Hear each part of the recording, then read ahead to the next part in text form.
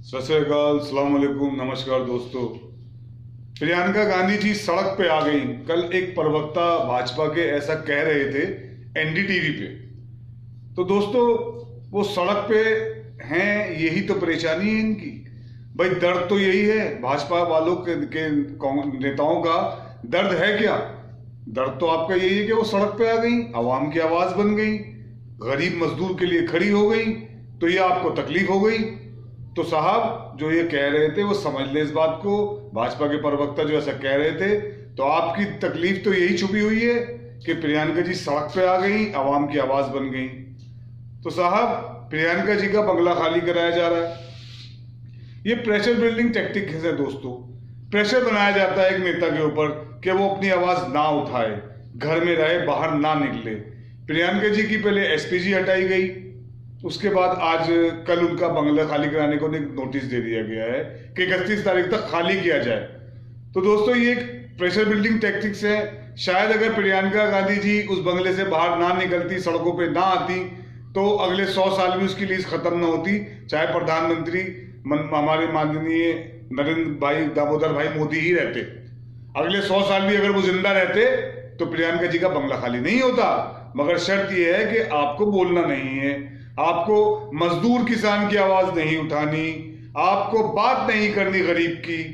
अगर ऐसा करेंगे तो आप अगले 100 साल भी लीज पे रह सकते हो उस बंगले में। तो दोस्तों ये एक बड़ी अजीबोगरीब इवेंट मैनेजमेंट की कहानी जो इस मुल्क में चल रही है।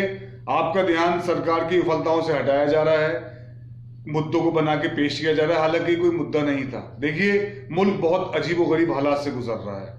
एक तरफ चाइना है, वहां बॉर्डर पे हमारे जवान शहीद हो रहे हैं।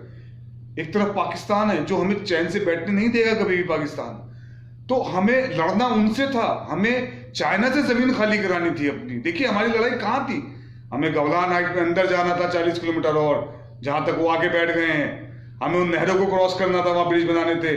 मगर हमने खाली क्या कराया? प्रियंका गांधी का घर। अरे कौन सी सियासत है ये क्या हो रहा है मुल्क में? आज आप पाकिस्तान और डिफरेंट मुल्क जो हमारे चाइना पाकिस्तान हमारे खिलाफ बैठे हैं, हमारे खिलाफ मिलिटेंट्स हैं कश्मीर में, हमें उनसे लड़ना है। और सरकार किससे लड़ रही है? उन लोगों से लड़ रही है जो इस मुल्क की आवाज बनना चाहते हैं, जो आवाम का दर्द बांट रहे हैं। उनसे घर खाली कराए जा रहे हैं। चलिए साहब आप घर खाली करा लीजिए। उनका सड़कों पे आना आपको पसंद नहीं आया तो आप कहते हैं वो सड़क पे आ गई।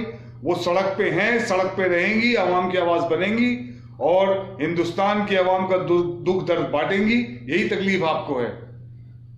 तो साहब सिक्योरिटी रीजंस की वजह से ये बंगलो अलॉट होते हैं। जब अलॉट हुए थे प्रियंका जी को ये घर, उस टाइम पे आप विपक्ष में थे। आपके कितने नेताओं ने इस पे हल्ला काटा? आपने संसद में प्रश्न उठाए उस जमाने में?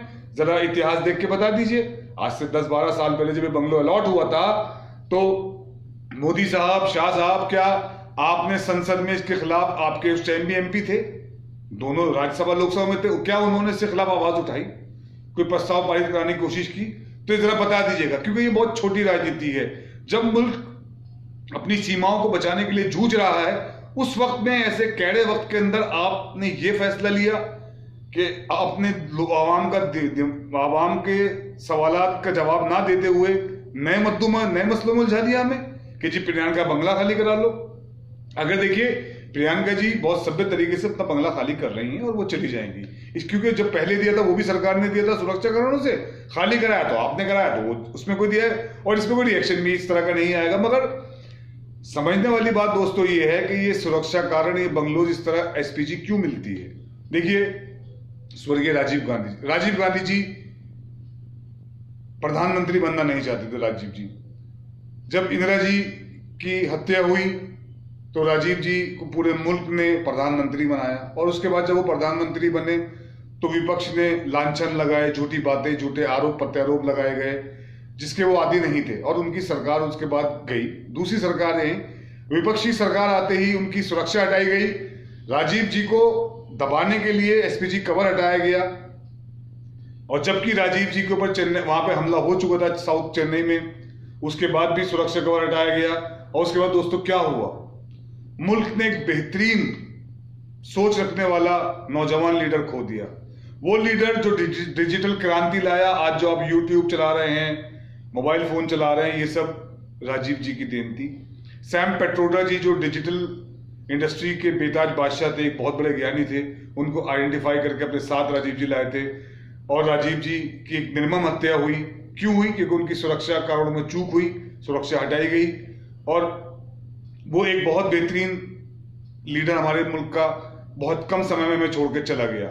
ऐसे ही इंदिरा जी जब थी, देखिए आप प्रियंका गांधी को आप डरा नहीं सकते। अगर आप ये सोच रहे हैं कि आप डरा देंगे, सुरक्षा हटा के, बंगला छीन के, उनके पति के ऊपर ईडी के छापे पड़वा के, जबरदस्ती बुला के, तो आप उन्हें डरा नहीं सकते। देखिए वो इंदिरा गांधी की पोती है। इंदिरा जी आपके सामने है, उनके शरीर में बेशुमार गोलियां दागी गईं और वो शहीद हुई मुल्क को बचाने के लिए। मुल्क को टूटने नहीं दिया उन्होंने उनको पता था। 2 दिन पहले उनके चुनावी भाषण में उन्होंने क्या कहा कि मेरे खून की एक एक बूंद इस मुल्क को सींचेगी, उसके काम आएगी और मैं मौत से नहीं डरती। तो जब देखिए ये उनकी पोती हैं जिनको पता था मेरी मौत सर पे खड़ी है, उन्होंने हार नहीं मानी। इस मुल्क की प्रभुसत्ता, अखंडता को बचाने के लिए उन्होंने अपनी जान दी, शहीद हुई इस मुल्क के लिए। ऐसे ही राजीव जी शहीद हुए, बम से उड़ाया गया, उनका पार्थिव शरीर के टुकड़े हिंदुस्तान लाए गए और वो यहाँ लाए गए और अवाम में बहुत रोष रहा उस टाइम में, आज भी है। जो लोग उस टाइम पे थे वो याद करते हैं एक बड़े नेता को। देखिए मुल्क ने बड़े नेता खोए, सिर्फ ये आपसी रंजिश और सियासी छोटी सियासत के चलते राजीव जी की जब सुरक्षा हटाई गई थी उसके बाद सब कुछ हुआ। तो मैं दोस्तों सिर्फ यही कहना चाहता हूं कि प्रियंका गांधी जी डरने वाली नहीं है। पहली बात तो समझ लीजिए आप लोग, वो सड़कों पे थी और सड़कों पे रहेंगी, चाहे आप उनका बंगला, सिक्योरिटी कुछ भी छीन लें। ये प्रियंका गांधी और राहुल गांधी का ही दम है कि आज दिल्ली से लेके यूपी, महाराष्ट्र की सड़कों पे कांग्रेसी डंडे खा रहे हैं आवाम की आवाज उठाने के लिए।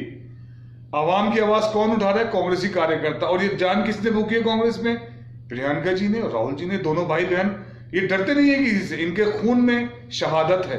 देखिए शहादत क्या होती है? शहादत एक बहुत बड़ा ऑनर होता है। दोस्तों मैं एक बहुत छोटी सी बात आपसे कहना चाहता हूं आज के। मैंने एक बहुत अच्छी कहावत कभी सुनी थी कि वो कौमें बदनसीब होती हैं जिनके पास ऐतिहासिक शहादत नहीं होती, मतलब जिनके इतिहास में शहादतें नहीं होती। और वो कौम ज्यादा बदनसीब होती है कि जिनके पास ऐतिहासिक शहादतें होती है मगर वो उसे भुला देते हैं। आज हिंदुस्तान वो मुल्क क्यों बनता जा रहा है कि आज इंदिरा गांधी और राजीव गांधी की बात नहीं होती जिन्होंने इस मुल्क के लिए शहादत दी। आज नए नए लोग आ गए, नए नए नेता पैदा हो गए जिन्होंने अंग्रेजों से डंडा भी नहीं खाया, जिन्होंने अंग्रेजों से माफी मांगी। आज आप उनको नेता मानते हैं? आप देखिए साहब, सीने पे गोली खाना, बम से उड़ा दे, ये क्रांतिकारी सोच है, ये मुल्क के लिए जान देने वाली बात है। यहां अगर आप भगत सिंह और राजगुरु की बात करते तो आपको जोश आता ही नहीं आता, जोश मुल्क के लिए था। तो दोस्तों राजीव जी, इंदिरा जी, इन्होंने अपनी जानें दी। और प्रियंका गांधी उसी खानदान का खून है, उन्हीं की बेटी है, उसी घर की बच्ची है, डरने वाली बिल्कुल नहीं है। उन्होंने जान फूंक दी है, आवाम के लिए लड़ रही हैं। जब यहाँ पे मजदूरों पे डंडे पड़ रहे थे तो राहुल प्रियंका सड़कों पे आए और कोई नहीं आया। एनआरसी सी हुआ, यही लोग सड़कों पे आए और ये आवाम की आवाज बने हैं।